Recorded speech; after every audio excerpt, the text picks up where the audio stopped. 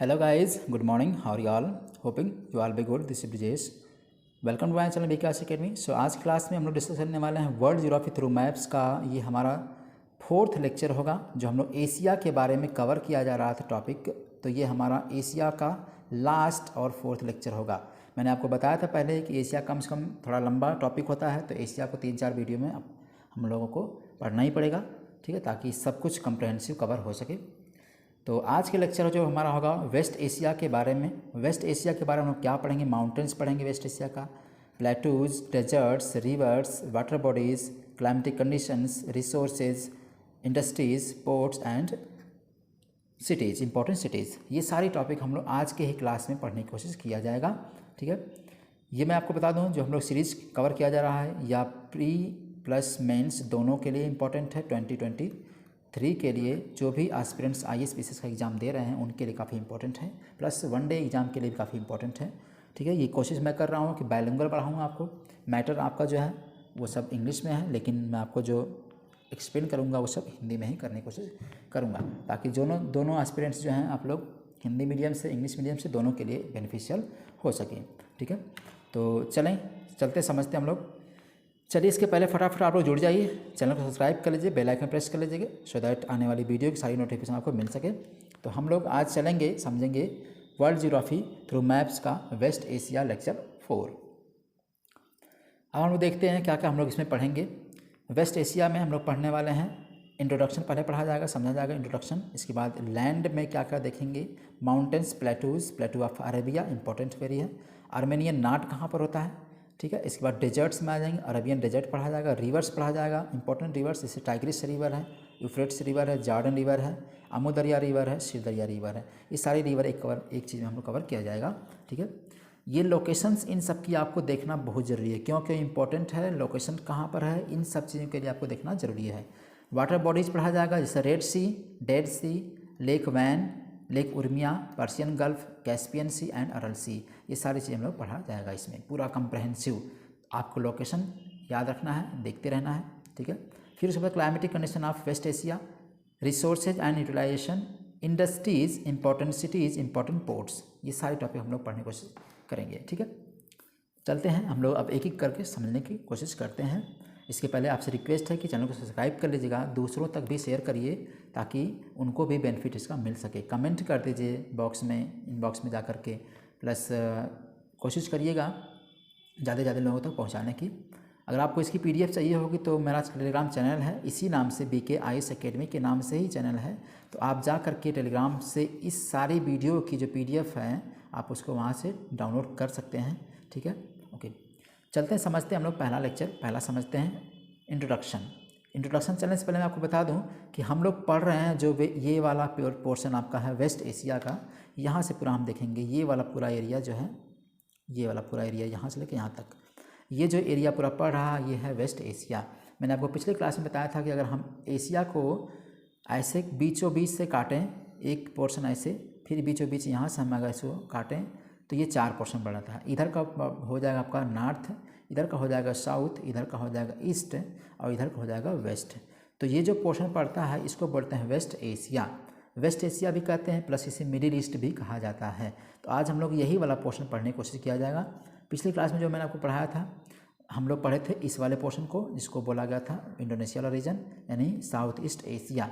ये हमने पढ़ा था कंप्रहेंसिव ढंग से, बहुत अच्छे तरीके से, ठीक है। तो आज हम इंडिया की इस साइड पढ़ने की कोशिश करेंगे। ये कवर हो जाएगा तो हम लोग थोड़ा सा इंडिया का पढ़ लिया जाएगा जो साउथ एशिया में आता है, इसको पढ़ लिया जाएगा। फिर ये पूरा का पूरा एशिया कवर हो जाएगा अच्छे तरीके से, फिर कुछ भी नहीं बचेगा। मैं उम्मीद करता हूँ कि मैं सब कुछ आपको एक ही वीडियो में, यानी इसी पूरे चैनल पर आपको हर GS का सब्जेक्ट पढ़ा दूँ, बता दूँ कि आपको यहाँ वहाँ भटकना ना पड़े, ठीक है। ओके, चलते हैं समझते हैं आगे हम लोग।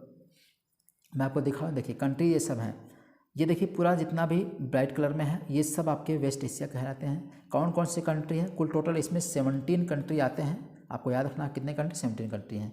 इधर से चला जाए तो तुर्की पड़ेगा आपका, इसके बाद जॉर्जिया, आर्मेनिया, अजरबैजान, ये बड़ा सा आपका है ईरान, ये पूरा इतना, ठीक है। इसके बाद नीचे आएंगे सीरिया पड़ेगा, इधर पड़ेगा इराक, नीचे आएंगे तो लेबनान पड़ जाएगा, ठीक है। इसके बाद इजराइल, ये पूरा जो पोर्शन दिख रहा है आपका ये इजराइल का है, ठीक है। इजराइल बहुत इंपॉर्टेंट है, इजराइल के ही बीच में आपका फ़लस्तीन एरिया पड़ता है, इसी बीच में यहाँ पे है, ठीक है, वेस्ट बैंक के पास में। फिर इसके बाद ये हो गया, इसके बाद जॉर्डन आ जाएगा नीचे, ये पीला जो दिख रहा है ये आपका जॉर्डन है, ये बड़ा सा क्षेत्र है जो सऊदी अरेबिया का है, ठीक है। इसके बाद यहाँ ओमान है, यमन है।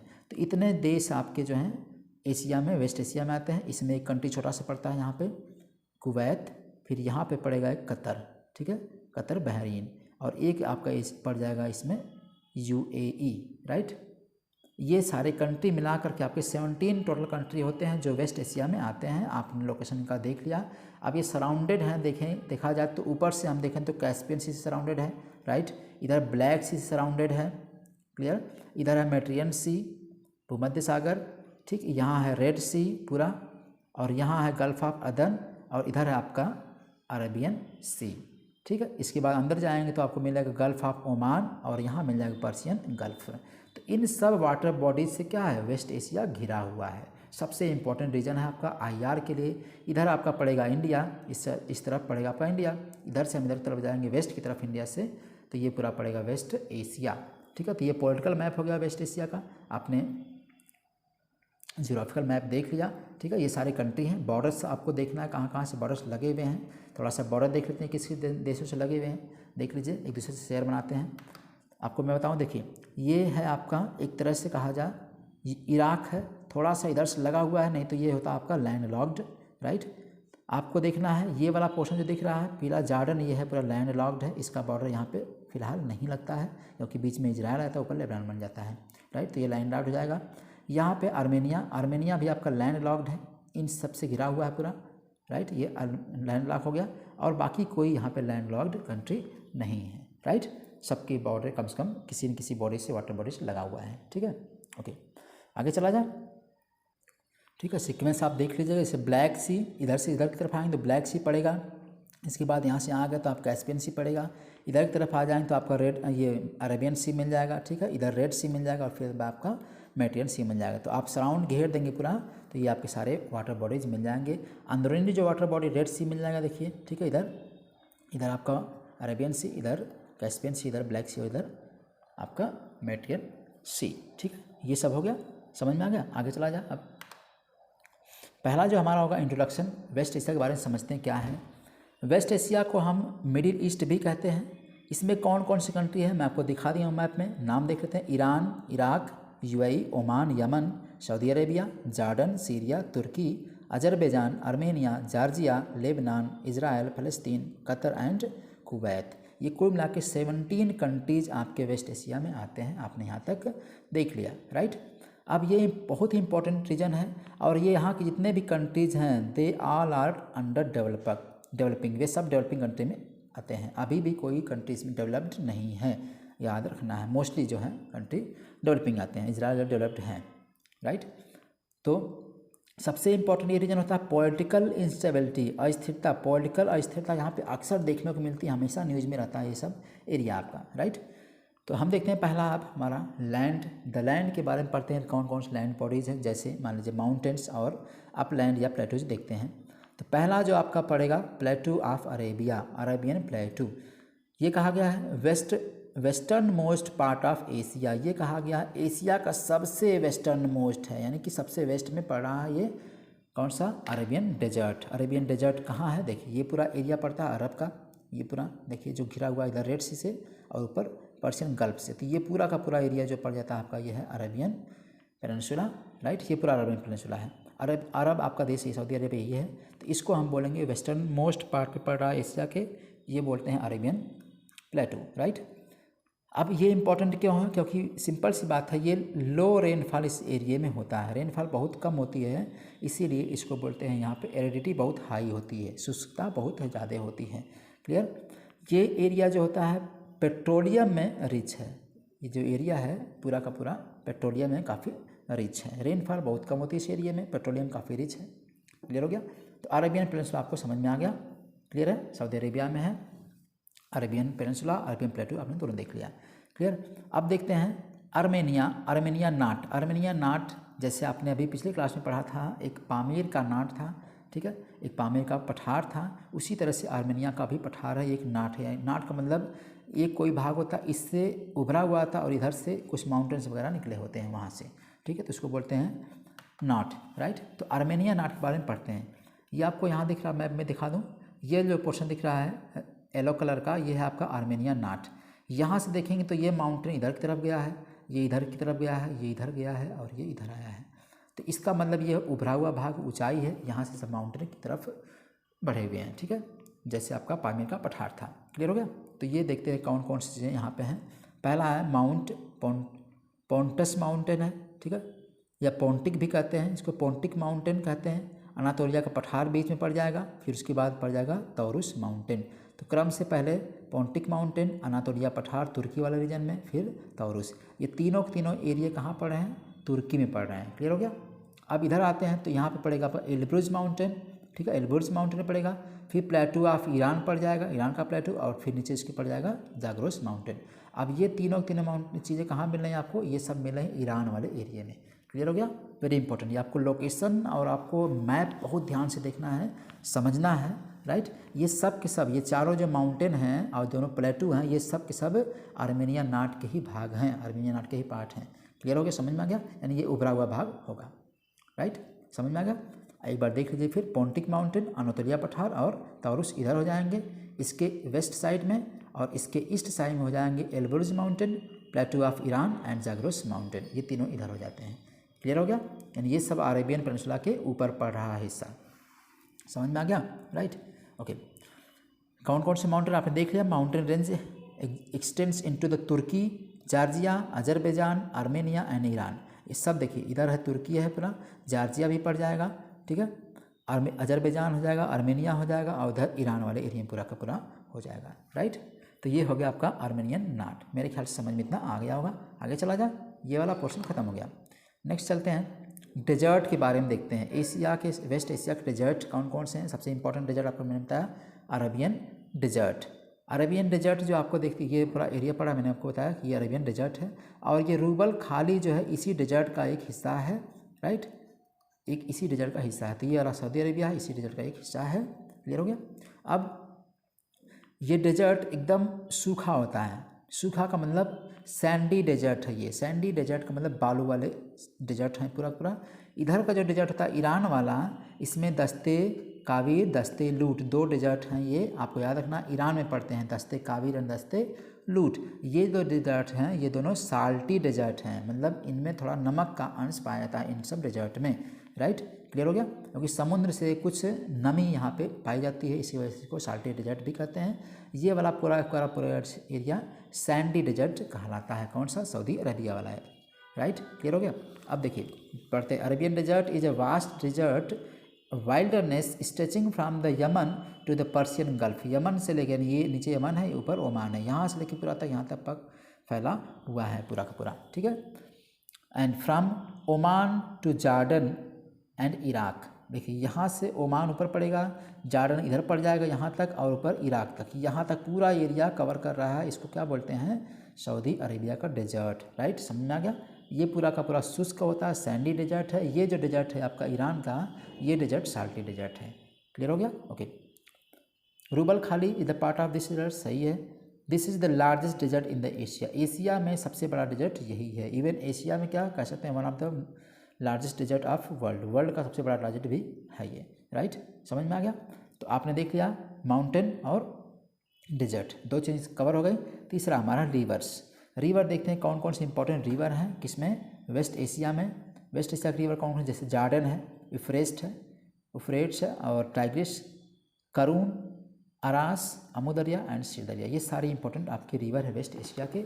अब वन वन करके पढ़ते हैं, वन बाय वन देखते हैं टाइग्रिस एंड यूफ्रेट्स के बारे में। टाइग्रिस और यूफ्रेट्स रिवर जो हैं ओरिजिनेट होते हैं आपकी यहाँ से, तुर्की वाले एरिया से, ठीक है। ये वाली ऐसे ओरिजिनेट होकर के ऐसे घूमते घूमते ऐसे यूफ्रेट्स जो है ये आपकी गिरती कहाँ की? पर्शियन की गल्फ में गिरती है। ये वाले ऐसे घूमते घूमते आपकी आके गिरती, टाइग्रिस जो ऊपर है ये नॉर्थ साइड में है और ये साउथ में है, ये भी आके पर्शियन गल्फ में गिरती है। दोनों नदियाँ कहाँ पे गिरती हैं? पर्शियन गल्फ में, राइट। दोनों ओरिजिनेट कहाँ से होंगी? आर्मेनिया वाले रीजन से। आर्मेनिया का हाईलैंड है ये, यहाँ से ओरिजिनेट होती हैं, राइट। यूफ्रेट्स आर्मेनिया से होती है, और टाइग्रिस जो है वो आपकी हजारा लेक है, यहाँ पे हजारा लेक है, यहाँ से ओरिजिनेट होती है टाइग्रिस। तो आप देखेंगे तो टाइग्रिस नॉर्थ में है और यूफ्रेट्स साउथ में है। क्लियर हो गया? क्लियर है? ओके। सबसे इम्पोर्टेंट चीज़, ये वाला जो एरिया है, ये जो रिवर हैं, ये इन रिवर्स के पास में डेट पाम कल्टीवेशन होता है, खजूर की खेती ज़्यादा होती है, राइट। अब ये नदियाँ नॉर्थ वेस्ट से साउथ वेस्ट की तरफ बहते हुए, साउथ ईस्ट की तरफ बहते हुए आगे कहाँ गिर जाते हैं? पर्शियन गल्फ में गिर जाती हैं। तो आपको याद रखना है कौन सी रिवर, 2 रिवर हो गई, दोनों कहाँ से निकलती हैं, कहाँ गिरती हैं, ठीक है। तो यूफ्रेट्स निकलेगी आर्मेनियन के हाईलाइट से, टाइग्रिस भी आपका उसी के पास से निकलती है, दोनों एक ही जगह से लगभग निकलती हैं और दोनों जाकर फिर बहते हुए पर्शियन गल्फ में गिर जा रही हैं। ठीक है, क्लियर हो गया? ओके, आगे चला जा। दोनों यूफ्रेट्स और टाइग्रिस रिवर हो गई, टाइग्रिस। आगे चला जा। नेक्स्ट रिवर है सिर दरिया, बहुत इंपॉर्टेंट रिवर है, न्यूज़ में रहती है ये। सिर दरिया रिवर और अमू दरिया रिवर काफ़ी इंपॉर्टेंट में है। दोनों को देखते हैं पहले कहाँ कहाँ पे हैं। देखिए ये वाला एरिया से, ठीक है, ये निकल रही है नदी, ऊपर है सिर दरिया, आके गिरती है कहाँ पे? अरल सी में। ये जो पोर्शन दिख रहा है आपका, यह है अरल सी जो इसमें ख़त्म होने वाला है। और हालांकि आपको याद रखना है ये दो नदियाँ अपने डायरेक्शन को चेंज कर ली हैं इन्होंने, क्योंकि अब यहाँ पे पानी भेजने के लिए, पानी वहाँ पे प्योर करने के लिए उनके पास ऑप्शन नहीं है। इसी वजह से ये यूफ्रेट्स भी नदियाँ, दोनों नदियाँ जो हैं, और ठीक है, दोनों नदियाँ अपने रास्ते को बदल चुकी हैं। ठीक है, याद रखना। पहला होगा सिर दरिया नॉर्थ में, अमू दरिया आते हैं इधर से, ये भी निकलती है, ये ऐसे निकलते हुए आकर के ये गिर जाती है इसी अरल सी में। ठीक है, ऊपर से आती है ऐसे। समझ में आ गया? तो ये दोनों नदियाँ आपकी इंपॉर्टेंट है, कहाँ से निकल रही, कहाँ गिर रही हैं, आपको याद रखना है। ये वाला अफ़गानिस्तान वाले एरिया से निकलेंगे, तजिकिस्तान अफगानिस्तान वाले एरिया से, और जाके गिरती हैं कहाँ पर? अरल सी में दोनों नदियाँ गिर जाती हैं। समझ में आ गया? ओके, पढ़ते हैं थोड़ा इसके बारे में। Originates at the border of Afghanistan and Tajikistan, Afghanistan Tajikistan के बॉर्डर से निकलती हैं। Flows in north west direction में, यानी ऐसे नॉर्थ वेस्ट डायरेक्शन में बहते हुए जाती हैं। पासेस किस किस कंट्री से गुजरेंगी? अफगानिस्तान से, तजिकिस्तान से, तुर्कमेनिस्तान से एंड उज़्बेकिस्तान से। इन चारों कंट्री से गुजरते हुए बहते हुए जाकर गिरती हैं अरल सी में, राइट। ड्रेन्स इनटू अरल सी, अरल सी में गिर जाती हैं। अब आप करंट अफेयर्स में याद रखना है, ये दोनों नदियाँ क्या हैं? अरल सी सूख रहा, ख़त्म हो रहा है, ठीक है, डिजर्टिफिकेशन का हो गया है, तो इसकी वजह से अब ये नदियाँ अपना रास्ता बदल ली हैं। क्लियर है? इसलिए न्यूज़ में रहता है। ओके, ठीक है। नेक्स्ट रिवर है अमू दरिया। सिर दरिया हो गया, अमू दरिया। अमू दरिया जो ओरिजिनेट होती है तियान शान माउंटेन से निकलती है, किर्गिस्तान में ये तियान शान माउंटेन से निकलती है, ठीक है, और नॉर्थ वेस्टर्न फ्लो करती है and flows through Kyrgyzstan, Kazakhstan, Tajikistan and Uzbekistan. इन तीनों जगहों से बहते हुए फिर कहाँ पे गिरती है? लास्ट में अरल सी में आके ये भी गिर जाती है, ये नीचे वाली रिवर जो है, ठीक है, तो इन सब में आके गिर जाती है। इसको बोलते हैं अमू दरिया। क्लियर हो गया? समझ में आ गया? ठीक है। अमू सिर दरिया ऊपर है आपका, अमू दरिया नीचे, याद रखना आपको। ओके, नेक्स्ट हमारा है जॉर्डन रिवर, सबसे इंपॉर्टेंट रिवर जॉर्डन रिवर, आप पहली बार सुन रहे होंगे। Jordan river originates from the mount Hermon, mount Hermon से ये निकलती है। अब मैं आपको दिखा दूँ ये है कहाँ जॉर्डन रिवर। सबसे पहले ये है आपका मेडिटेरियन सी, ठीक है, इधर लेबनान है, और ये वाला पूरा एरिया जो पड़ रहा है ये आपका इसका, आपका यहाँ से पूरा एरिया हो गया आपका किसका? इज़राइल का। ये है आपका छोटा सा फ़लस्तीन वाला एरिया। ये जो छोटा सा दिख रहा है ब्लू कलर में, ये है आपका डेड सी। तो डेड सी के पास में ही ऐसे ऊपर से निकल करके आके यहाँ पे गिरती है नदी, एक नदी, उसका नाम क्या है? जॉर्डन। आपको दिख रहा है ये आपका डेड सी है, ठीक है। इसमें यहाँ से ऐसा कि यहाँ पे गिरती है डेड सी में। कौन सी नदी है? जॉर्डन रिवर है। तो जॉर्डन रिवर हम पढ़ते हैं। ये माउंटेन आपका, एक माउंटेन निकलती है, यानी जहाँ गोलन हाइट है उसके पास की बात कर रहा हूँ। ये गोलन हाइट भी हमेशा न्यूज़ में रहता है, क्योंकि यहाँ सीरिया है, लेबनान है, इज़राइल है, ठीक है, जॉर्डन है, तो इन सब के मुद्दे में हमेशा न्यूज़ में रहते हैं इन सब के, राइट। तो flows from the north to south, north south की तरफ आ रही है, ठीक है। Flows through rift valley, rift valley से बहती है ये। रिफ्ट मैंने आपको बताया था, जब ब्रेकेज होता है प्लेटों में तो वहाँ पे प्लेटें टूट के एक दूसरे दूर जाती हैं ये ऐसे, ठीक है, तो उसको बोलते हैं रिफ्ट। तो इसमें से जगह मिल जाएगी, रिफ्ट हो जाएगा, दरार हो जाएगा, तो इस दरार में से नदी बह रही है, तो नॉर्थ से साउथ की तरफ आती है, राइट। ओके, एंड फाइनली कहाँ पे गिरती है? डेड सी में आके गिर जा रही है। क्लियर हो गया? समझ में आ गया? तो अम्मू दरिया, सिर दरिया एंड जॉर्डन, जॉर्डन कहाँ पे आपने देख लिया है, इस वाले एरिया में, इजराइल वाले में, फ़लस्तीन वाले के बॉर्डर बनाते हुए जाके जॉर्डन वाले एरिया में गिर जा रही है, यानी कि दोनों के लगभग किनारे बॉर्डर बनाते हुए आके गिरती जॉर्डन के पास जो है आपका डेड सी है उसमें आके गिर जा रही है। क्लियर हो गया? ओके, नेक्स्ट चला जा। अगला हमारा next water bodies of West Asia. West Asia के वाटर बॉडीज जो पढ़ने की कोशिश करते हैं, समझते हैं कौन कौन सी वाटर बॉडीज में आती हैं। जैसे रेड सी हो गया, ठीक है, डेड सी हो गया, लेक वैन हो गया, लेक उर्मिया हो गया, पर्शियन गल्फ हो गया, कैस्पियन सी हो गया, एनआरएल सी हो गया। इन सब को हम देखेंगे, इन सब को हम बोलते हैं वाटर बॉडीज़, राइट। तो सबसे पहला जो टॉपिक हमारा होगा वो होगा रेड सी का। रेड सी समझते हैं कहाँ पर है, देखिए ये दे रहा है। अब क्वेश्चन आपका यहाँ से बनाएगा क्या कि रेड सी किन किन कंट्री से सराउंडेड है, घिरा हुआ है, राइट, या रेड सी से कितने देश लगे हुए हैं पूछ देगा आपका। तो आपको देश दिखा देता हूँ पहले मैं। देखिए इधर आपका बड़ा सा एरिया सऊदी अरेबिया लगा हुआ है। इधर थोड़ा सा जो एरिया दिख रहा है यहाँ पे, ये इजराइल का भी भारत थोड़ा सा लगा हुआ है यहाँ किनारे पे। ये जो पीला कलर दिख रहा है ये है इजिप्ट, इधर है सूडान, इधर है एरिट्रिया पीला वाला, ये है आपका इथियोपिया। हालांकि इथियोपिया क्या है, लैंड लॉक्ड है, इथियोपिया का बॉर्डर नहीं लगता है। लास्ट में आपका एक जिबूती है और इधर चले आए थे यमन है। तो कुल मिला के ऐसे हम चलेंगे तो देखिए कुल कंट्री कौन है, यमन 1, सऊदी अरेबिया 2, यहाँ पे आपका जॉर्डन 3, इजराइल 4, इजिप्ट 5, सूडान 6 और लास्ट में इरिट्रिया 7। एक और आपका ये जिबूती पड़ जाएगा इसी वाले एरिया में। हालांकि जिबूती बॉर्डर पे ही पड़ेगा, लेकिन इसको कर लेते हैं तो कुल 9 देश हो जा रहे हैं, ठीक है, मोटा मोटा। देखते हैं कौन कौन देश। सऊदी अरेबिया होगा 1, यमन, इजिप्ट 3, 4, 5, 6, कुल मोटे मोटे 6 कंट्री हैं, राइट, जो इससे बॉर्डर बनाते हैं। Saudi Arabia, Oman, Yemen, Egypt. इसमें आपको देखना है कि जॉर्डन जो हो गया या इजराइल हो गया, ये बहुत कम बॉर्डर बनाते हुए हैं। तो आप इनको कह सकते हैं कि बना सकते हैं, लेकिन बहुत कम माइन्यूट बॉर्डर बना रहे हैं और बाकी सबका मेजर बॉर्डर लगा हुआ है। क्लियर हो गया? ओके। अब इसमें एक चीज़ याद रखना, इधर इस वाले पोर्शन को, यहाँ ध्यान दीजिए, यहाँ वाले पोर्शन को, इजिप्ट वाले पोर्शन को काट करके बनाया गया है रेड सी से कहाँ पे जाने के लिए, मेडिटेरियन सी पे जाने के लिए। यहाँ काट के बना दिया गया है कैनाल। इसका नाम क्या है, इजिप्ट को काट के बनाया गया, याद रखना, इजिप्ट को काट के बनाया गया है। इसका नाम है, कौन सा कैनाल है, स्वेज कैनाल, राइट। तो यहाँ से जाने के लिए कनेक्ट होता है। It is formed because of rifting in the Arabian peninsula, very important. ये जो रेड सी है ये रिफ्ट होकर के, यानी ये इधर हुआ है, फटा है, अलग हुआ है, और ये वाला पोर्शन अलग हुआ है। तो इससे रिफ्टिंग की वजह से ये रेड सी बना हुआ है। इसके पहले ये रेड सी यहाँ पे था नहीं। तो याद रखना है सबसे इंपॉर्टेंट चीज़, ये रेड सी है रिफ्टिंग की वजह से बना है। अरबियन पेनिनसुला टूट के अलग हुआ, तो उससे यहाँ पे सागर का निर्माण हो गया, इसको बोला गया रेड सी। सबसे इंपॉर्टेंट, यानी प्लेट टेक्टोनिक घटनाओं की वजह से ये भी हुआ है, ठीक है, ओके। सबसे इंपॉर्टेंट रूट होता है, सबसे इंपॉर्टेंट रूट है, प्लस हाई पेरेसी है यहाँ पे। हाई पेरेसी मैंने आपको बताया था, यहाँ सोमालिया है।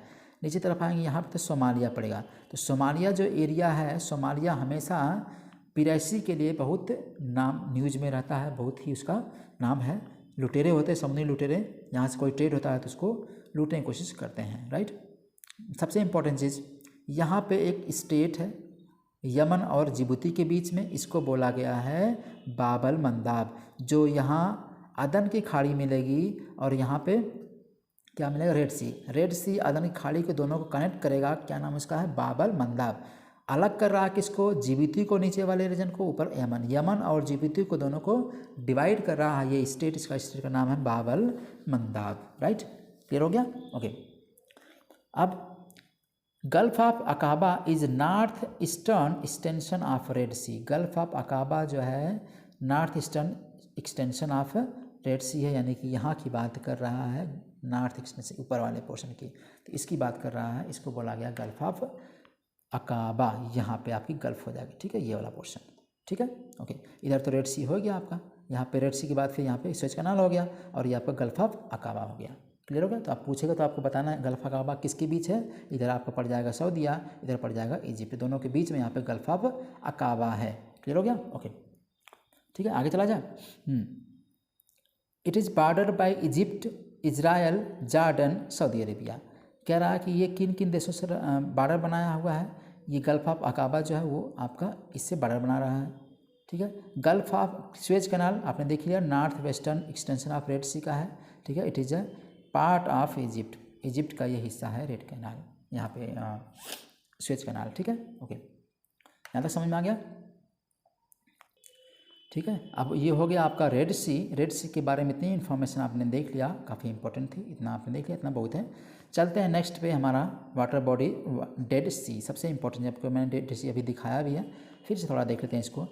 Bordered by Jordan and Israel, ये जॉर्डन और इजराइल के बीच बॉर्डर बनाता है। देखिए ये वाला है डेड सी, ठीक है, यहाँ पे क्लियर दिख रहा है ना, ये है आपका डेड सी। तो इधर है इजराइल, इधर आपका जॉर्डन, दोनों के बीच में क्या कर रहा है, बॉर्डर बना रहा है। ठीक है, and it is land locked salt lake, ये साल्ट लेक है। साल्ट लेक का मतलब खारे पानी की झील है, इसका पानी खारा है, मीठा नहीं है।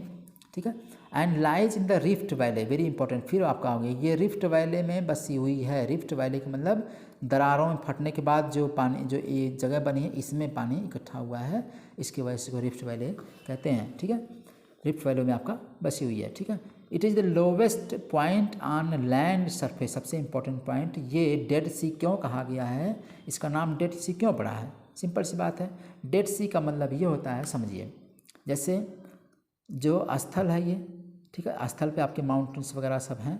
ठीक है, और इसके अंदर अगर कोई स्थल से अंदर की तरफ कोई भी गहराई की, इसी मेन सरफेस से अंदर की तरफ कोई क्षेत्र, कोई एरिया है, तो इसको हम बोल रहे हैं डेड सी, यानी कि इसको बोलते हैं डिप्रेशन एक तरह से। ठीक है, तो इसलिए डिप्रेशन इसलिए कहते हैं क्योंकि ये सरफेस से, समुद्र के सरफेस से जो वाटर लेवल होता है उससे नीचे है, समुद्र के सरफेस से नीचे है, इसलिए इसको बोलते हैं डेड सी। समझ में आ गया। तो डेड सी अब आपको याद रहेगा, क्योंकि ये डेड सी है, सबसे लोवेस्ट पॉइंट सरफेस पे, लैंड के सरफेस पे सबसे लोवेस्ट पॉइंट पे है, इसलिए इसको बोलते हैं डेड सी। मेरे ख्याल से अब डेड सी समझ में आपको आ गया होगा, राइट। ठीक है, ओके, अब एक बार समझा दूँ आपको मैं। अब देखिए, ये पोर्शन मान लीजिए लैंड का है, इसको बोलते हैं लैंड बॉडी। इसके बाद फिर यहाँ शुरू होती है, मान लीजिए आपकी वाटर बॉडी, समुद्र का एरिया पड़ता है। तो अगर हम नीचे से आएंगे तो ये वाला जो बॉटम है समुद्र का, ये है बॉटम। तो समुद्र के बॉटम पे भी क्या है, माउंटेन्स वगैरह रहते हैं। ठीक है, तो ये वाला एरिया कह रहा है कि ये आपकी पीक है, ये आपकी पीक है, स्थल की पीक है, ये समुद्र की पीक है, इसको आप रिज बोलते हैं। समुद्र के अंदर जो माउंटेन्स होते हैं इसको रिज कहा जाता है, राइट। इसमें भी बहुत सी रिज होती हैं, रिवर्स होती हैं, ठीक है, वैलेज होती हैं, इसमें भी होती हैं। तो अब ये बात कह रहा, डेड सी को समझा रहा हूँ आपको, कि डेड सी कह रहा है कि ये स्थल पे ही समुद्र के सरफेस, ये समुद्र के सरफेस यहाँ तक है, तो ये समुद्र सरफेस से नीचे वाला पोर्शन, इससे नीचे पानी है लेवल से भी, इसीलिए इसको डेड सी कहा गया है। ठीक है, समझ में आ गया, इतना समझ में आ गया। अब आगे हम लोग जब पढ़ेंगे डिटेल में, और जब मैं कोर ज्योग्राफी पढ़ाऊंगा तब आपको ये सब टॉपिक बता दूंगा वहाँ से। फिलहाल अभी आपको इतना समझना, डेड सी इसलिए कहते हैं क्योंकि समुद्र के सरफेस से नीचे इसका लेवल है, राइट। ओके, आगे चला जाए। ठीक है, सेकेंड मोस्ट सलाइन लेक, दूसरे नंबर की दुनिया की सलाइन लेक है। पहले नंबर पे लेक वैन है, दुनिया की सबसे खारे पानी की झील जो है वैन है, लेक वैन है, और दूसरी खारे पानी की झील आपकी है डेड सी।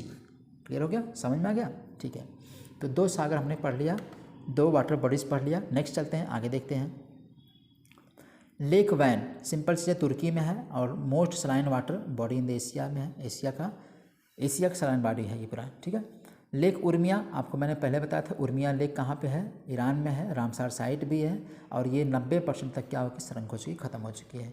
अब देखिए एरिया, ये वाला एरिया पूरा आपको दिख रहा है, ये कैस्पियन का है। हम लोग आते हैं नेक्स्ट वाले पे, कैस्पियन पे। तो कैस्पियन में थोड़ी सी बात कर लेते हैं, हालांकि मैंने पहले बताया हूँ, लेकिन थोड़ा सा देखते हैं कैस्पियन से किस किस कंट्री से घिरा हुआ है।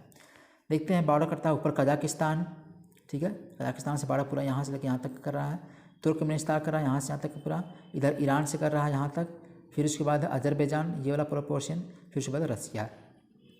तो 1 2 3 4 5 कुल 5 कंट्री से ये बॉर्डर बना रहा है कैस्पियन सी। इंपॉर्टेंट चीज़ आपको याद रखना है, इनसे बॉर्डर बना रहा है।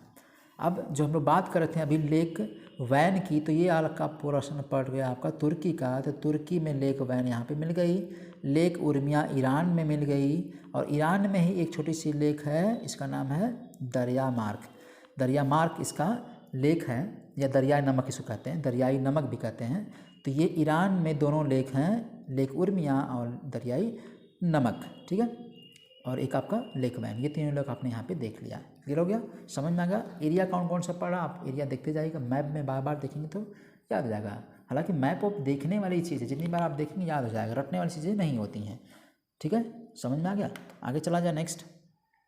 अब चलते हैं नेक्स्ट पर्शियन गल्फ पे। Persian Gulf is bordered by Iran, Iraq, Kuwait, Saudi Arabia, Qatar, Bahrain, UAE and Oman. इन सब कंट्रीज से घिरा हुआ है कौन? Persian Gulf. बहुत ही इंपॉर्टेंट रीजन है। देखिए पर्शियन गल्फ बहुत इंपॉर्टेंट पेट्रोलियम के लिए होता है, तो इसको देखते हैं समझते हैं। ये आपको दिख रहा है ये वाला पूरा पोर्शन, पूरा का पूरा पोर्शन जो दिख रहा है ये है आपका पर्शियन गल्फ। यहाँ तक पूरा ले लीजिए, ये पर्शियन गल्फ है, ठीक है। अब इसमें याद रखना है आपको कि ऊपर है नॉर्थ एरिया में, नॉर्थ में आपका ईरान है, ठीक है। इधर चले आएंगे तो यूएई पड़ जाएगा, यहाँ आ जाएंगे तो कतर है, ये आपका सऊदी अरेबिया हो जाएगा पूरा का पूरा, ठीक है, सऊदी अरेबिया हो गया। इधर आ जाएंगे तो ये वाला आपका ठीक है बहरीन, इधर आपने देख लिया ये सब चीज़ें। अब इसके आगे देखें इराक है, इराक का भी बॉर्डर लगा हुआ है, इधर आपका सऊदी अरेबिया का लगा हुआ है। यानी कुल मिलाकर के 1 2 3 4 5 6 7 8 राज्यों से ये बॉर्डर बना रही है। कौन सा गल्फ है ये पर्शियन गल्फ है, ये बॉर्डर बना रही है, ठीक है, समझ में आ गया। अब आपको देखना है इंपॉर्टेंट एरियाज़ थोड़ा थोड़ा और भी। ये कहा गया world largest single source of petroleum, very important, दुनिया का सबसे बड़ा सोर्स है ये पेट्रोलियम का, ये पूरा पोर्शन, ठीक है, समझ में आ रहा है। सबसे इंपॉर्टेंट चीज़ याद रखना है, दुनिया का सबसे ज़्यादा पेट्रोलियम यहीं से निकाला जाता है, ठीक है। Strait of Hormuz connect it with the Gulf of Oman. Strait of Hormuz जो है वो गल्फ ऑफ ओमान को कनेक्ट करती है। देखिए कहाँ पे है मैं आपको दिखाता हूँ। ये आपका एरिया जो यूएई का, ठीक है, ये यहाँ तक पूरा एरिया बना है। तो यहाँ पे जो एरिया पड़ रहा है, यहाँ वाला एरिया यहाँ है आपका ऐसे, इसको बोलते हैं स्टेट ऑफ हरमुज। हरमुज स्टेट है जो यहाँ पे यूएई वाला एरिया इससे, और यहाँ पे ये वाला आपका ईरान, इससे दोनों के बीच में पड़ेगा गल्फ, ये स्टेट ऑफ हरमुज। इधर पड़ेगा ओमान की गल्फ, इधर पड़ेगा गल्फ ऑफ पर्सिया। तो दोनों को जोड़ने के लिए आपका यहाँ पे किसका रोल आता है? Strait of हरमुज। क्लियर हो गया। तो नीचे की तरफ यूएई पड़ जाएगा, ऊपर की तरफ ईरान पड़ जाएगा, दोनों के बीच में ये पड़ता है, ठीक है, ओके, क्लियर हो गया। अब एक और सी है इसमें अरल सी, इंपॉर्टेंट ये भी है, न्यूज़ में रहा है, करंट अफेयर्स में क्यों रहा? क्योंकि ये सैलिनाइजेशन इसका हो रहा है, ख़त्म हो रहा है, ये डिजर्ट हो रहा है, इसमें अभी ख़त्म हो रहा है। देखिए ये शेप देख लीजिए, ये थोड़ा 10 डिकेड पुराना है, फिर इसके बाद ये वाला शेप हुआ, फिर ऐसा शेप हो गया। इसका मतलब सीधा सीधा बात क्या है, अब जैसे जैसे समय हो रहा है वैसे से ये लेक क्या हो रही है? सूख रही है, डिजर्टिफाई हो रही है, राइट, ओके, समझ में आ गया, ठीक है। अब देखते हैं, it is border by Kazakhstan, Kyrgyzstan, Tajikistan, Turkmenistan, Uzbekistan, Russia, Afghanistan and Iran. जो अरल सी है इन सब राज्यों से क्या करा? बॉर्डर बना रहा है। ये छोटा सा अरल सी होगा, इस सब ऐसे इसके बॉर्डर बना रहे हैं। कौन कौन से देश नाम याद रखना है? कजाकिस्तान है, किर्गिस्तान है, तजिकिस्तान है, तुर्कमेनिस्तान है, Uzbekistan, Russia, Afghanistan and Iran, इन सब से बॉर्डर बना रहा है। इसकी बात हमने पहले ही कर लिया है, ठीक है। अब it was the 4th largest lake in the world, दुनिया की सबसे बड़ी लेक थी ये, ठीक है, लेकिन अब ख़त्म हो रही है, चौथे नंबर की लेक थी ये। एंड नाउ रिड्यूस टू 1/10, 1/10 हिस्सा इसका क्या होता है? खत्म हो चुका है, रिड्यूस हो चुका है, ख़त्म हो चुका है, ठीक है। इसलिए ये न्यूज़ में रहता है। तो आपको इसके एरिया के आसपास का क्षेत्र देखना है, किन से घिरा हुआ है, कहाँ पर है, ये लोकेशन आपको देख लेनी है, ठीक है। तो पर्शियन गल्फ समझ में आ गया, अरल सी भी समझ में आ गया। आगे चला जा फिर, अब हम चलते हैं नेक्स्ट टॉपिक पे, हमारा climate zone of Asia. West Asia का क्लाइमेट क्या क्या है, कैसा है, ये समझने की कोशिश करते हैं, ठीक है। काफ़ी इंपॉर्टेंट रीजन है। आप देखेंगे इंडिया से वेस्ट की तरफ पड़ा है, इसलिए इसका नाम क्या है? वेस्ट एशिया, ठीक है। हम समझते हैं कि वेस्ट की तरफ पड़ा है तो हमको नज़र में आता है वेस्ट एशिया भी वैसे है, और हमारे यहाँ से वेस्ट में भी बढ़ रहा है, ठीक है। तो इसकी कंडीशन क्या होगी, यहाँ पे क्लाइमेट कैसा होगा, ठीक है, टेम्परेट होगा, ट्रॉपिकल होगा, किस तरह का क्लाइमेट होगा, समझने की कोशिश करते हैं, राइट। ये देखिए पूरा एरिया है, अब देख लीजिए, समझ लीजिए, आपके कंट्री के नाम ऐसा यहाँ से मिल जा रहा है, सबके सब कंट्री के नाम, ठीक है, कंट्री देख लीजिए यहाँ से। और देखते हैं इसका क्लाइमेट क्या है। वाटर शॉर्टेज यहाँ पे पाई जाती है, यानी कि ये वाला एरिया मैंने आपको बताया, एरिया क्या? एरिड जोन है, एरिड एंड सेमी शुष्क और अर्ध शुष्क जोन है, यहाँ पे पाई जाती है। इसका मतलब यहाँ पे ज़्यादा बरसात नहीं होती है। अक्सर आपने देखा होगा सऊदी अरेबिया बालू का क्षेत्र है, यहाँ पे डेजर्ट वगैरह खाली में अक्सर पाए जाते हैं। तो यानी कि सऊदी अरेबिया नहीं बल्कि ये क्षेत्र ही पूरा क्या है? डेजर्ट ज़्यादा है इसमें, ठीक है। वाटर शॉर्टेज यहाँ पाया जाएगी, इससे वाटर शॉर्टेज किसके लिए है? सऊदी अरेबिया के लिए होती है, अदर कंट्रीज़ के जैसे अरेबियन पेनिनसुला वाले कंट्री जितने हैं, जैसे ईरान हो गया, इन सब के लिए वाटर प्रॉब्लम होती है डेजर्ट होने की वजह से, राइट, बरसात बहुत कम होती है। Next shortage of agriculture land, problem for desertification of soil. यहाँ पे इन सब कंट्रीज़ के लिए सबसे इम्पोर्टेंट है कि यहाँ एग्रीकल्चर करना बड़ा मुश्किल है। एग्रीकल्चर के भाई पानी चाहिए ना, पानी होता ही नहीं यहाँ पे, तो इसकी वजह से एग्रीकल्चरल लैंड बहुत शार्टेज है, खेती वाले ज़मीन बहुत कम है, राइट। ओके, मेडिटेरियन क्लाइमेट पाया जाए, यानी कि इसका मतलब इस एरिया में ट्रॉपिकल, यहाँ ट्रॉपिक ऑफ कैंसर गुजरा हुआ है तो ट्रॉपिकल थोड़ा बहुत रेनफॉल यहाँ पे हो जाएगी, राइट। इसके बाद ऊपर जो रीजन पड़ेगा 30+ लेवल पड़ जाएगा, 30 के पास में, ठीक है, 30+ पड़ेगा तो उसको बोलेंगे मेडिटेरियन क्लाइमेट। ये आपका जोन जो पड़ रहा है यहाँ मेडिटेरियन सी है, तो मेडिटेरियन से सी से जो क्लाइमेट उत्पन्न होता है उसको बोलते हैं मेडिटेरियन क्लाइमेट। तो यहाँ पे इस एरिया में ऊपर वाले अगर बीचों बीच काटा जाए तो ऊपर वाले एरिया में टेम्परेट क्लाइमेट मिलेगा और नीचे वाले में ट्रॉपिकल क्लाइमेट मिलेगा, ठीक है, समझ में आ गया। अब देखेंगे ये है ट्रॉपिक ऑफ कैंसर, ठीक है, इधर पड़ जाएगा 30 डिग्री।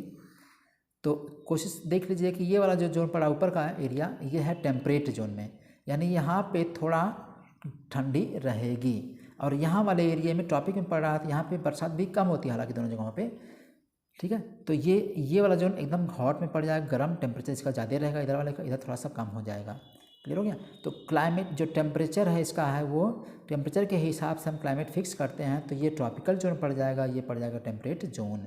तो वेस्टर्न वाले पार्ट पे आपका टेम्परेट जोन पड़ जाएगा, ठीक है, जैसे तुर्की वाले एरिया में, इजराइल में और सीरिया में।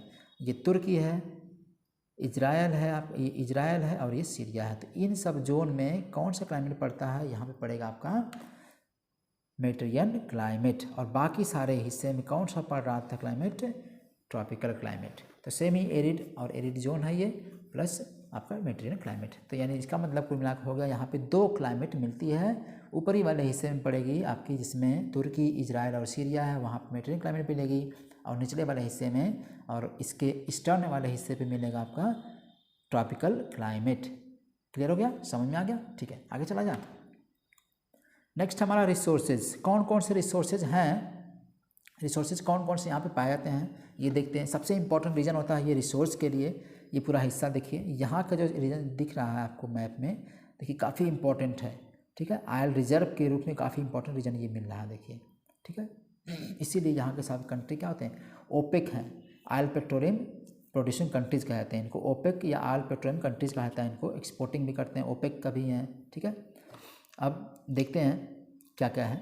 मोर देन, नेचुरल गैस की बात करते हैं पहले, ऑयल और नेचुरल गैस की। More than half of the world's oil reserve and 40% of natural gas reserve, ये कहा गया। देखिए सबसे इंपॉर्टेंट पॉइंट है कि दुनिया का आधे से ज़्यादा जो ऑयल रिजर्व है वो यहीं पर है, प्लस 40% नेचुरल गैस रिजर्व इसी वाले क्षेत्र में मिलता है। कितना इंपॉर्टेंट देखिए रिसोर्सेज में है, ये सब चीज़ें आपको डेटा नोट करना है मेंस के लिए।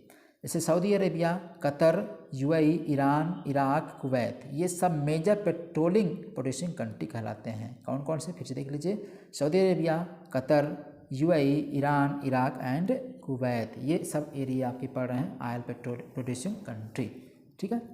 Other gases, other natural resources देखते हैं। Israel has reserve of copper, Israel के पास कॉपर का है रिजर्व, ब्रोमाइड है, पोटास है, क्ले है, मैंगनीज है, ये इजराइल के पास काफ़ी मात्रा में पाए जाते हैं, ठीक है।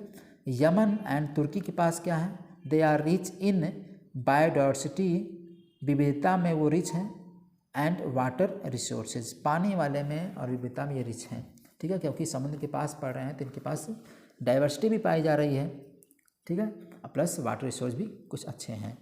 समझ में आ गया। तो ये हो गया आपका रिसोर्स। अब चलते हैं यूटिलाइजेशन ऑफ रिसोर्सेज, रिसोर्सेज का उपयोग। जैसे एग्रीकल्चर के जो रिसोर्सेज, प्राकृतिक रिसोर्सेज होते हैं उनका उपयोग ये कहाँ कहाँ करते हैं, तो उसको देखते हैं। पहले सबसे इम्पोर्टेंट पहला है एग्रीकल्चर। एग्रीकल्चर एरिया कहाँ कहाँ किस किस रीजन में होता है।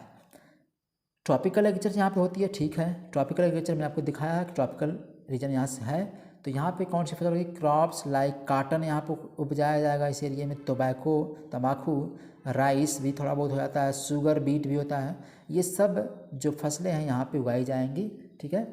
प्रकृति का सोर्स यूज किया जा रहा है।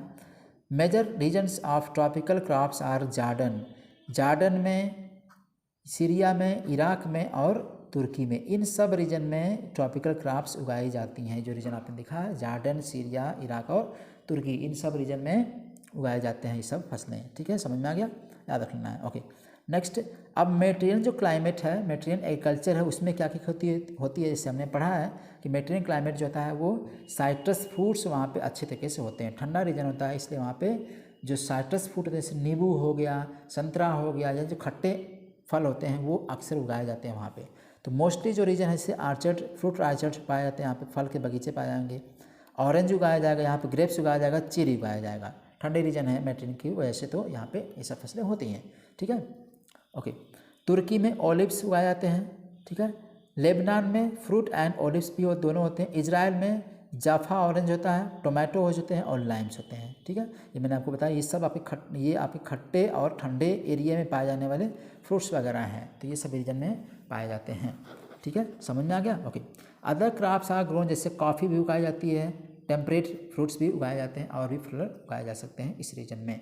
तो इसका मतलब कुल हम एग्रीकल्चर की बात करें अगर रिसोर्स की यूज की, तो ट्रॉपिकल एग्रीकल्चर होती है और प्लस मेडिटेरियन एग्रीकल्चर होती है। ट्रॉपिकल जोन है, इसी वजह से यहाँ पे ट्रॉपिकल एग्रीकल्चर होगी। मेडिटेरियन जोन है, मेडिटेरियन सी की वजह से, इसलिए वहाँ पे मेडिटेरियन फ्रूट्स भी या क्रॉप्स भी उगाए जा सकते हैं। समझ में आ गया? तो ये रिसोर्स आपका हो गया। ठीक है, आगे चला जाए। आगे हमारा जोन है इंडस्ट्री। यहाँ पे कौन कौन सी इंडस्ट्री होती हैं या हैं, सबसे इंपॉर्टेंट चीज़ इसमें आपको यही देखना है। ये सबसे इंपॉर्टेंट अब तक जो हमने पढ़ा है उसमें सबसे इंपॉर्टेंट आपका यही इंडस्ट्री है। तो इंडस्ट्री जोन में हम देखते हैं सबसे पहले, ये आपको एरिया दिख रहा यही है वेस्ट एशिया का। आप देखिए इंडस्ट्री जोन में क्या क्या यहाँ पे होते हैं। सबसे इंपॉर्टेंट आपने देखा कि अभी ओपेक की बात मैंने किया।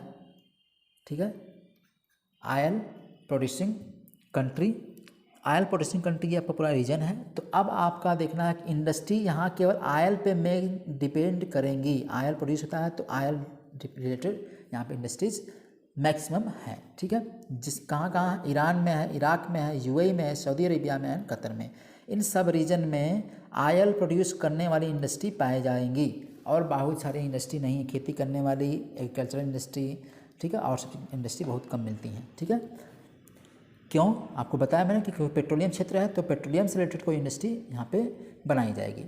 Israel is the technological advance country, सबसे इंपॉर्टेंट पॉइंट, इजराइल जो है यहाँ पेट्रोल नहीं होता है, तो ये वाला जो रीजन इजराइल है ये टेक्नोलॉजी में टॉप मोस्ट में है। ठीक है, सबसे ज़्यादा टेक्नोलॉजी में बहुत एडवांस्ड कंट्री है ये। ठीक है, आपने सुना होगा, अक्सर आपने देखा होगा कि इजराइल से बहुत अच्छे अच्छे लड़ाकू विमान और बहुत सारी चीज़ें लाई जाती हैं। ठीक है, तो ये समझ में आ गया? ठीक है, ओके, ठीक। अदर इंडस्ट्रीज जैसे हैं, जैसे इन्वेस्टमेंट गुड्स, रफ डायमंड्स की इंडस्ट्री मिल जाएंगी, गुड्स की इंडस्ट्री मिलेंगी थोड़ी बहुत, फ्यूल की इंडस्ट्री मिल जाएंगी, ग्रेन्स की इंडस्ट्री मिलेंगी, कंज्यूमर गुड्स की, यानी जो कंज्यूमर रिलेटेड और भी चीज़ें हैं, ग्रेन्स हो गया, फ्यूल्स हो गया, डायमंड हो गया, ये सब चीज़ों की थोड़ी बहुत छोटी मोटी इंडस्ट्री मिल जाएंगी। यानी मेजर इंडस्ट्री किसकी होगी? सब पेट्रोलियम से रिलेटेड इंडस्ट्री यहाँ पे होगी सबसे ज़्यादा। समझ में आ गया? Turkey is known for the tourism, तुर्की टूरिज़्म सेक्टर के लिए बहुत जाना जाता है, यानी कि सबसे ज़्यादा टूरिज़्म तुर्की में होता है यहाँ के रीजन्स में। एंड ऑटोमोटिव इंडस्ट्री के रूप में और इन सेक्टर टूरिज़्म सेक्टर के रूप में ये तुर्की सबसे अधिक जाना जाता है इस रीजन में। समझ में आ गया? It is also a founding member of OECD का फाउंडिंग मेंबर कौन है? तुर्की है। तुर्की OECD का फाउंडिंग मेंबर भी है। समझ में आ गया? ठीक है, अब आपको रीजन देखना है। देखिए ये है आपका तुर्की वाला एरिया, तो यहाँ तुर्की टूरिज़्म में सबसे बेस्ट है। ठीक है, इजराइल डिफेंस वाले सेक्टर में बहुत बेस्ट है, इंडिया के पास बहुत इजराइल से मिसाइलें वगैरह आती हैं, है ना। पेट्रोलियम पदार्थ में ये सब चीज़ें रीजन हो गए सबसे इंपॉर्टेंट, ईरान वगैरह। तो ये हो गया पेट्रोलियम में, ये टूरिज़्म में, और ये हो गया डिफेंस में। तो ये जो एरिया हैं वेस्ट एशिया की, ये सब इन सब क्षेत्रों में काफ़ी टॉप मोस्ट में है। राइट, नेक्स्ट हमारा सबसे इंपॉर्टेंट है इंपॉर्टेंट पोर्ट्स, शिप पोर्ट्स जो होते हैं वो कहाँ किस किस एरिए पे हैं, थोड़ा सा देख लेते हैं। सबसे इंपॉर्टेंट ये एरिया होता है, क्योंकि जब आपको सी रूट से जाना होगा ट्रेड करने के लिए तो आपको इसी पोर्ट से होकर के जाना होता है। ठीक है, चाहे आप इधर इस वेस्ट एशिया में पोर्ट करने जाएँ एक्सपोर्ट, तब भी आपको इधर से होकर गुजरना पड़ेगा, और अगर आप इधर जाएंगे इधर यूरोप की तरफ, तब भी आपको रेड सी होकर जाना पड़ेगा। तो पोर्ट आपको याद रखना है, देखना है। ठीक है, हमारे लिए पोर्ट इंपॉर्टेंट क्यों है? क्योंकि हमारे क्वेश्चन भी पूछता है। तो पोर्ट थोड़ा देख लेते कहाँ पर हैं। नाम देख लीजिए, बांदर अब्बास पोर्ट है ईरान वाले एरिया में, मस्कत है आपका ओमान वाले एरिया में पोर्ट है। ठीक है, ऐड दम्माम है, और दम्माम है आपका यूएई सऊदी अरेबिया वाले पोर्शन में, ठीक है। जदाह है, ये भी सऊदी अरेबिया में है। अदन है आपका यमन में। अकाबा है आपका, ये पोर्ट एकदम नीचे अकाबा की जो खाड़ी थी यहाँ पे मैंने दिखाया था आपको, तो अकाबा की खाड़ी में ही आपका एक पोर्ट है, ठीक है। यहाँ से अगर कोई ट्रेड जाता है एक्सपोर्ट करने के लिए तो यहाँ से एंट्री करके यहाँ तक पहुँचा देगा, यहाँ तक पहुँचा देगा, ठीक है। यहाँ पे शिप उतार देगा सामान, यहाँ गए तो यहाँ उतार देगा, अंदर जाएंगे तो यहाँ पे बंदर अब्बास के पास उतार देगा, फिर इधर यहाँ उतार देगा दम्माम में, ठीक है। इसके बाद फिर चले जाएंगे बसरा में उतार देगा, यहाँ पे देखिए, ठीक है। तो ये सब पोर्ट्स वगैरह हैं। इधर चले जाएंगे मेडिटेरियन सी में तो आपका बैरूत पोर्ट है, यहाँ पे दिख जाएगा। लताकिया है पोर्ट, फिर बैरूत पोर्ट है, और फिर हाइफा पोर्ट है। ये 3 पोर्ट आपके इजराइल वाले रीजन में पड़ जाएंगे मेडिटेरियन सी में, ठीक है। समझ में आ गया? तो आपको ये एरिया देख लेना ध्यान से। फिर से एक बार रिवाइज कर देता हूँ। देखिए, इधर से हम चलेंगे तो बंदर अब्बास पोर्ट है सऊदी अरेबिया में। मस्कत है ओमान पोर्ट, ओमान वाले में, ठीक है। यमन में पड़ेगा अदन। जेदाह पड़ेगा आपका सऊदी अरेबिया में। दम्माम भी पड़ेगा सऊदी अरेबिया में। बसरा पड़ जाएगा यहाँ पे कुवैत वाले एरिया में, ठीक है। यहाँ पड़ जाएगा बसरा, और फिर इधर अकाबा, अकाबा की खाड़ी में पड़ जाएगा, ठीक है, यहीं के पास में। इलायट भी यहीं पड़ जाएगा, हैफा हो गया, ठीक है, और बैरूत पोर्ट, और यहाँ पे फिर लकातिया, ठीक है। लताकिया जो है आपका यहाँ पड़ जाएगा। तो ये सब आपके क्या हो गए, सब आप यहाँ से आए, यहाँ पोर्ट करें, फिर यहाँ पे एक्सपोर्ट कर दें, फिर यहाँ कर दें, ऐसे आप एक्सपोर्ट सब करते हुए चले जाएंगे, सब जगह पे बेचते हुए चले जाएंगे, ठीक है। समझ में आ गया? ओके, क्लियर हो गया? ये हो गया आपका important ports of West Asia. आगे चला जाए फिर। अब नेक्स्ट हमारा है वो आपका important cities of West Asia. West Asia की इंपॉर्टेंट सिटीज़ कौन कौन है आप देख लेते हैं। ये आपका पूरा वेस्ट एशिया है। इंपॉर्टेंट सिटीज़ कौन कौन, जैसे इसमें न्यूज में रहता है, आतंकवादी घटनाएं अक्सर होती रहती हैं वहाँ पे, हमेशा लड़ते रहते हैं एक दूसरे से। चाइना भी, ये भी आपका यूएसए भी काफ़ी वहाँ पे कई सालों से एक्टिव रहता है ना, हेल्प करने में। तो मोसुल जो क्षेत्र है, बगदाद ऑफ इराक, 2 क्षेत्र मोसुल और बगदाद इराक की, ये दोनों हमेशा न्यूज में रहते हैं, सब एक दूसरे से लड़ते रहते हैं, ठीक है। टाइग्रिस रिवर भी इंपॉर्टेंट, ये दोनों टाइग्रिस रिवर बसे हुए हैं। जेरूसलम इम्पॉर्टेंट है, एंड तेल अवीव इज़राइल की दोनों सिटी इंपॉर्टेंट है इज़राइल की। कुवैत सिटी इंपॉर्टेंट है ही। इस्तांबुल एंड अंकारा जो है तुर्की की दोनों इंपॉर्टेंट सिटी हैं। तो ये इंपॉर्टेंट आपकी 2 सिटीज़ हो गई, ठीक है। अब आपने यहाँ तक देख लिया। अब मेरे ख्याल से इतना समझ में आपको आ गया होगा। फटाफट हम लोग एक बार रिवाइज कर लेते हैं पूरा का पूरा, शुरू से लेकर अब तक क्या क्या पढ़ा गया है, ठीक है। हम लोग देख लेते हैं फटाफट पूरा शुरू से। यहाँ से हमने शुरू किया है क्लास। अब हमने क्या क्या देखा, सब टॉपिक आपने यहाँ से कवर कर लिया पूरा का पूरा। मैं जितना टॉपिक लिखा हूँ कोशिश कर रहा हूँ कि सबको अच्छे से समझा दूँ, बता दूँ मैप में, ठीक है। ये आपने देखा एशिया का, हमने इधर की बात किया था पूरा। फिर उसके बाद हम चले आए थे कहाँ पर, इस वाले मैप में हमने देखा था यहाँ पे कंट्रीज़ हमने देख लिया था पूरा, किससे बॉर्डर लगा रहे थे आपने ये भी देख लिया था, सी वाला एरिया, ठीक है। कौन कौन सी कंट्री लैंड लॉक्ड थे ये भी आपने देख लिया। कंट्री के नाम आपने पूरा रट लिया, देख लिया। मैप से देखने की कोशिश क्या करिएगा हमेशा, ठीक है। आगे हमने पढ़ा था इंट्रोडक्शन, लैंड, माउंटेन पढ़ा था, अरबियन प्लेटूज पढ़ा था, नॉट पढ़ा था, ये भी समझ मेरे ख्याल से आ गया, ये बहुत इंपॉर्टेंट था आपका, ठीक है। ये भी आपने पढ़ा था। रिवर्स, डेजर्ट्स पढ़ लिया आपने, रिवर पढ़ लिया, सारी रिवर्स इंपॉर्टेंट यहाँ की थी, आपने ये भी पढ़ लिया। किस किस नदी किस कंट्री में बह रही हैं, कहाँ गिर रही हैं, कहाँ से निकल रही हैं, ये भी आपने पढ़ लिया। प्री आप पॉइंट ऑफ व्यू से बहुत सारी चीज़ें कवर हो गई, ठीक है। इधर आपने नदी सब देख लिया, सारी रिवर्स यहाँ पे थी, ठीक है। ये हमेशा न्यूज में रहा डेड सी, इसको देख लीजिएगा इंपॉर्टेंट। ये दोनों नदियाँ हमेशा इंपॉर्टेंट रही हैं, ठीक है, क्योंकि अरल सी सूख रहा है तो इसकी वजह से ये इंपॉर्टेंट में रहा है। किस किस कंट्री से बॉर्डर बना है अरल सी, आपने उसको भी देख लिया, ठीक है। ओके, आगे ये सब हमने पढ़ लिया था। वाटर बॉडीज़ भी हमने देख लिया, कौन कौन सी वाटर बॉडीज़ हैं ये भी आपने देख लिया। से रेड सी था देख लिया आपने, डेड सी देख लिया, ठीक है। आगे हमने देखा था लेक वैन देखा था, उर्मिया लेक देखा था, कैस्पियन सी भी आपने देख लिया पूरा। इंपॉर्टेंट जो लेक यहाँ मैंने आपको बता दिया था इस एरिया में यहाँ पे है। कैस्पियन किससे सराउंडेड है आपने ये भी देख लिया। हालांकि ये भी अब क्या हो रहा, ख़त्म हो रहा है, सबसे बड़ी लेक कही जाती है दुनिया की, ठीक है, यही लेक है, सी भी है। अब हमने पर्शियन गल्फ देखा, फिर उसके बाद अरल सी देखा, गल्फ ऑफ ओमान देख लिया हमने, ठीक है। अरल सी आपने ढंग से देख लिया, समझ लिया। मैंने आपको पहले क्लास में अरल सी पढ़ाया था जब एशिया पढ़ा रहा था, तीसरा वाला तब, ठीक है। ओके, समझ में आ गया। फिर क्लाइमेटिक कंडीशन आपने देख लिया। अब क्लाइमेटिक कंडीशन क्या था कि ट्रॉपिक आपका, अगर मान लीजिए ये जो एरिया था पूरा बीचों बीच में, अगर मान लीजिए ग्लोब है, बीचों बीच से इक्वेटर गुजरता है 0 डिग्री, ऊपर है ट्रॉपिक ऑफ कैंसर और नीचे है आपका ट्रॉपिक ऑफ कैप्रिकॉन। तो इस एरिया में जो भी कंट्री आएंगे उनको ट्रॉपिकल क्लाइमेट वहाँ की होती हैं, उसके ऊपर जाएंगे तो टेम्परेट हो जाएंगी और ऊपर जाएंगे तो पोलर हो जाएंगी।